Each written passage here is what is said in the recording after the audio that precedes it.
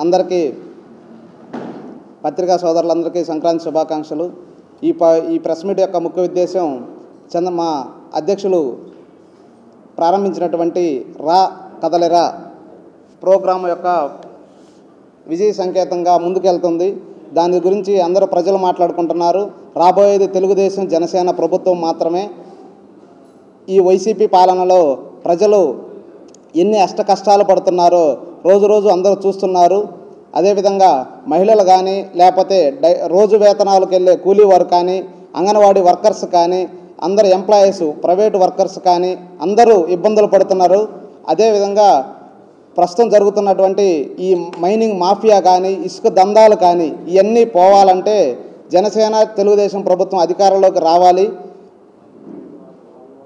అదేవిధంగా ప్రకాశం జిల్లాలో ఏ ఒక్క అభివృద్ధి పని జరిగిందా అని తెలుగుదేశం పార్టీ తరఫున మేము అడుగుతున్నాము.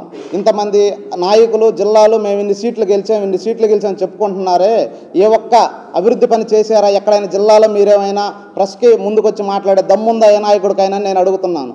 అదేవిధంగా నిన్నటిదాకా లోకల్లో ఒక నాయకుడు చెప్పుకున్నాడు, ప్రకాశం జిల్లాలో నేను తలుచుకుంటే తెలుగుదేశం పార్టీ లేకుండా చేస్తా అన్నాడు.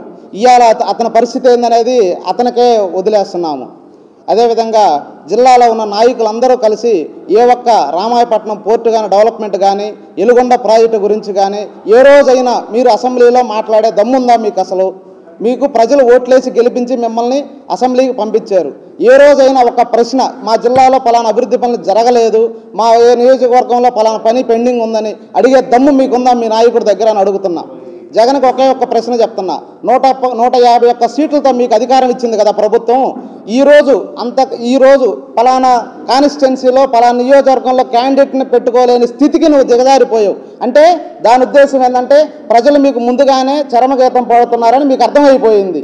సో దీన్ని బట్టి మీకు అర్థమయ్యేది ఏంటంటే రాబోయే తెలుగుదేశం జనసేన ప్రభుత్వం. కాబట్టి అందరూ గమనించి రేపొద్దున అధికారాన్ని తెచ్చి తమ మంచి స్వపరిపాలనకు మద్దతు ఇవ్వాల్సిందిగా కోరుతున్నాం. జై తెలుగుదేశం, జై చంద్రబాబు, జై జనార్దన్ గారు.